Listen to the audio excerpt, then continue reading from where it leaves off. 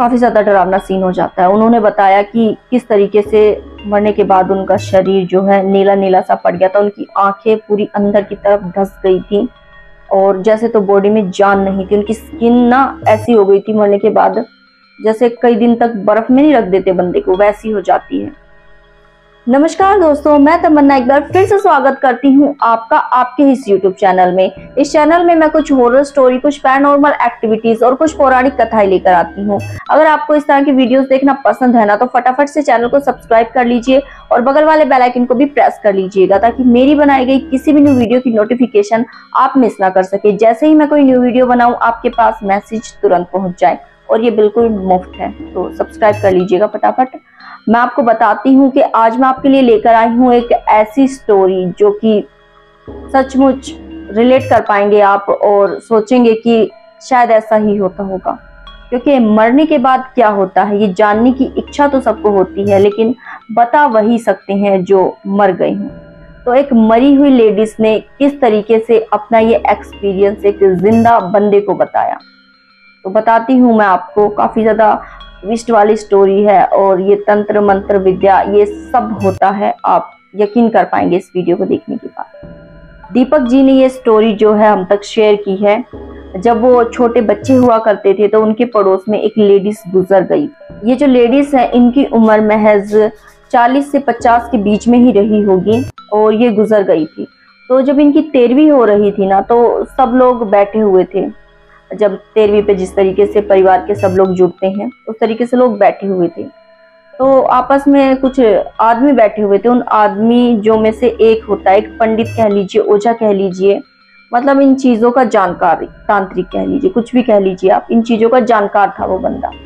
तो एक सामने जो उनका कोई रिश्तेदार था वो बैठा हुआ था। रिश्तेदार क्या, उनका पड़ोसी था। मानो आपस में अच्छा भाईचारा था इन लोगों का। बैठे हुए थे। वो कहते हैं कि देखो ना किस तरीके से इनके बच्चे रो रहे हैं। अब ये जो, उनका नाम परमीला था, परमीला जी की जो आत्मा है, ये भी कितनी ज्यादा दुखी हो रही होगी ना अपने शरीर को छोड़कर। आत्मा इनकी भी परेशान हो रही होगी कि मेरे बच्चे किस तरीके से रो रहे हैं, मेरा परिवार कितने दुख में है ये देख करके मैं अब इन लोगों के बीच में नहीं हूँ। तो ये जो जानकार थे ना, तांत्रिक थे, ओझा थे, पंडित थे, जो भी थे, ये उनसे कहते हैं कि जब ये आत्मा जो शरीर को छोड़ देती है ना, तो ये दुखी नहीं होती बल्कि खुश होती है इस शरीर को छोड़कर। अब आपस में इन लोगों की बहस हो जाती है और कहते हैं कि अपने बच्चों को रोता देखकर, अपने परिवार को ऐसी स्थिति में देखकर कि वो उसके लिए इतना ज्यादा परेशान है, भला किसी माँ की, किसी पत्नी की आत्मा खुश कैसे हो सकती है। वो जरा गुस्से वाली टोन में इनसे कहते हैं और कहते हैं कि जरा सी जो है इन चीजों के बारे में नॉलेज ले ली तो कुछ भी बड़बड़ाओगे। तो ये जो तांत्रिक होते हैं ना, ये कहते हैं मैं बड़बड़ा नहीं रहा, बल्कि मैं प्रूफ करके दिखा सकता हूँ आपको ये चीज कि जो ये आत्मा होती है ना, ये शरीर को छोड़ने के बाद दुखी नहीं बल्कि खुश होती है।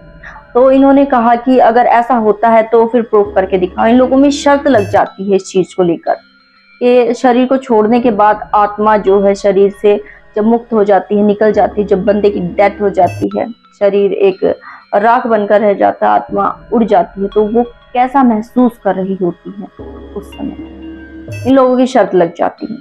तो ये कहता है कि मेरा पास में ही घर है। वो कहता है कि मुझे कुछ इसके लिए कुछ सामग्री चाहिए, जिसके बाद मैं कुछ मंत्र उच्चारण करूंगा और तुम्हें कुछ सामग्री दूंगा खाने के लिए। वो खाने के बाद ही तुम्हें वो आत्मा जो है वो नजर आएगी। तो ये जो भी सामग्री वो मांगता है वो प्रॉपर लाकर उसे दे देता है। ये कुछ नींबू मंगाता है, कुछ कपूर और कुछ जो भी टोने टोटके में यूज होने वाली चीजें होती है वो मंगाता है। अभी मुझे प्रॉपर ध्यान भी नहीं है क्या क्या चीजें उन्होंने बताई थी। तो इस तरीके से वो बताते हैं, ये सारी चीजें लाकर देते हैं और छत पर चले जाते हैं।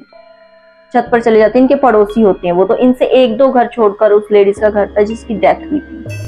तो इनके लिए वो जो कपूर जलाते हैं, कुछ नींबू में सुई वगैरह गाड़ कर, कुछ लड्डू उन्हें फूंक कर, कुछ मंत्र उस लड्डू पर फूंक कर उन्हें खिला देती हैं वो लड्डू, और कहते हैं कि अब नीचे जाओ, तुम्हें वो आत्मा नजर आएगी। और ये जो दीपक जी है, जिन्होंने ये स्टोरी मुझ तक साझा की है, वो उस समय स्कूल गोइंग एक लड़के हुआ करते थे। उन्होंने छत पर चढ़कर भी ये सब देखा कि किस तरीके से वो मंत्र उच्चारण कर रहे हैं, लड्डू दे रहे हैं। क्योंकि जो बच्चे होते हैं ना, उनके अंदर काफी ज्यादा क्यूरियोसिटी होती है इन सब चीजों को जानने की कि कौन क्या बातें कर रहा है, भूतों को दिखाएंगे तो मैं भी देखूं। तो वो छत पे से सब कुछ देख रही थी वो लड्डू खाकर जैसे ही नीचे जाते हैं ना, तो उन्होंने बताया कि वो अंकल काफी अजीब सा बिहेव करने लगते हैं नीचे जाते, और कहते हैं कि वो बैठी परमिला जी मुझे वो दिख रही हैं साफ तौर से।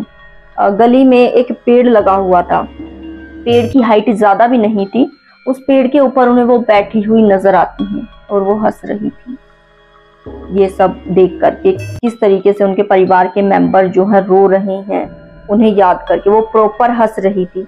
ये सब देखकर जो वो होते हैं उनके पड़ोसी, वो हैरान हो जाते हैं जिन्होंने लड्डू खाया था देखकर, और वो ये सब नहीं देखना चाहते, क्योंकि किसी की लाश अगर आपने देखी हो और अब आप उसकी आत्मा को देख रहे हैं कि रो रहे हैं लोग उसके लिए और वो खुश हो रही हो देखकर हंस रही हो, काफी ज्यादा डरावना सीन हो जाता है। उन्होंने बताया कि किस तरीके से मरने के बाद उनका शरीर जो है नीला नीला सा पड़ गया था, उनकी आंखें पूरी अंदर की तरफ धंस गई थी और जैसे तो बॉडी में जान नहीं थी, उनकी स्किन ना ऐसी हो गई थी मरने के बाद जैसे कई दिन तक बर्फ में नहीं रख देते बंदे को, वैसी हो जाती है, वैसी हो गई थी।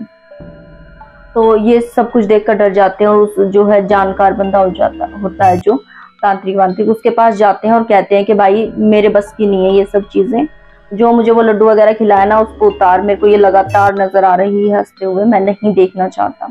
और वो बताती हैं कि मैं खुश हूँ इस शरीर को छोड़ने के बाद, अब काफी ज्यादा रिलैक्स अच्छा फील हो रहा था उन्हें। तो ये कहते हैं कि अब जब रात के 12 बजेंगे ना, इसके बाद ही ये जो असर है ये खत्म होगा। उन्हें काफी तेज फीवर आ गया था, लगभग 1-1.5 महीने तक उस आत्मा को देखने के बाद उनकी तबीयत खराब हुई। उन्होंने ये एक्सपीरियंस तो ले लिया, लेकिन एक्सपीरियंस लेने के बाद ना उनके जैसे तो सोते ही उठ गए हों। आप क्या कहना चाहते हैं इस स्टोरी पर? क्या मरने के बाद जब इस शरीर को छोड़ देती है आत्मा तो वो कैसा फील करती होगी? आप भी कुछ राय रखते होंगे, जरूर बताइएगा कमेंट में। साथ ही अगर आपके पास है कोई ऐसी इंटरेस्टिंग स्टोरी जो दिल को छू जाए, दिल को दहला कर रख दे, तो आप अपनी स्टोरी भी मुझ तक भेज सकते हैं। इस चैनल पर मैं कुछ रियल एक्सपीरियंस जो आप लोगों के ही रहते हैं, आप लोग मुझ तक भेजते हैं, मैं अपनी आवाज में इस चैनल पर सुनाती हूँ। तो मैं तमन्ना आपकी भी रियल स्टोरी इस चैनल पर जरूर सुनाऊंगी। अगर आपके पास भी है कोई ऐसा एक्सपीरियंस आपका, आपकी फैमिली का, आपके किसी दोस्त का, तो मुझ तक शेयर जरूर करिएगा। एक व्हाट्सएप नंबर अभी स्क्रीन पर मेंशन कर देती हूँ, आप चाहें तो उस व्हाट्सएप नंबर के जरिए मुझसे कॉन्टैक्ट कर सकती हैं।